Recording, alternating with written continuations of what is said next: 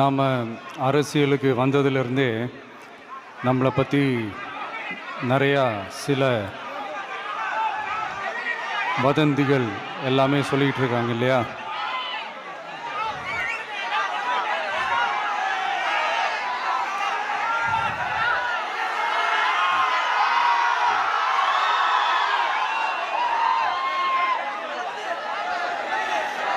ஒரு சின்ன விஷயம் நான் சொல்லிட்டு போயிடுறேன், கொஞ்சம் சைலண்ட்டாக இருங்க ப்ளீஸ்.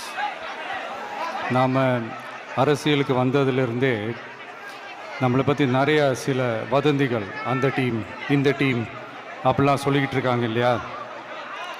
ஆனால் இவர் எந்த டீமும் கிடையாது, மக்களுடைய டீம்,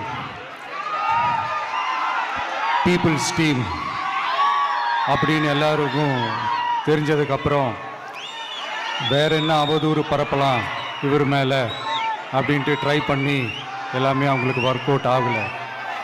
ஸோ கடைசியில் என்ன தான் இந்த விஜயை பண்ணலாம் அப்படின்னு நினைக்கும் போது தான் இந்த கூட்டணி அந்த கூட்டணிலாம் சேர போகிறாரு அப்படின்ட்டு ஒரு பொய்யான ஒரு பிரச்சாரத்தை பண்ணிக்கிட்டு இருந்தாங்க. இந்த நியூஸ் எல்லாம் கேட்டு நீங்கள் கொஞ்சம் கன்ஃபியூஸ் ஆகிருப்பீங்க. அதனால் இங்கே மறுபடியும் ஓப்பனாக தெளிவாக ஒரு விஷயத்தை நான் சொல்கிறேன்.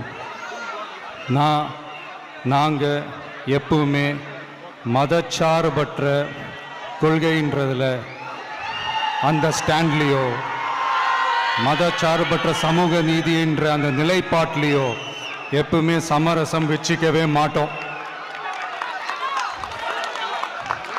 நம்மளுடைய தலைமையில் தான் ஆட்சி அப்படின்றதில் எப்பவுமே உறுதியாக இருக்கிறோம். நம்மளுடைய முதல் மாநாட்டில் கூட நான் சொன்ன மாதிரி அரசியலில் யாருக்காகவும் எதுக்காகவும் எந்த விதமான ஒரு சமரசமும் நாம் வச்சுக்க போகிறதே எல்லாம் அந்த பேச்சுவார்த்தையே கிடையாது. சரிங்களா? அதனால் யார் என்ன அவதூறு பரப்புனாலும் தயவு செஞ்சு அதை நம்பாதீங்க. எல்லா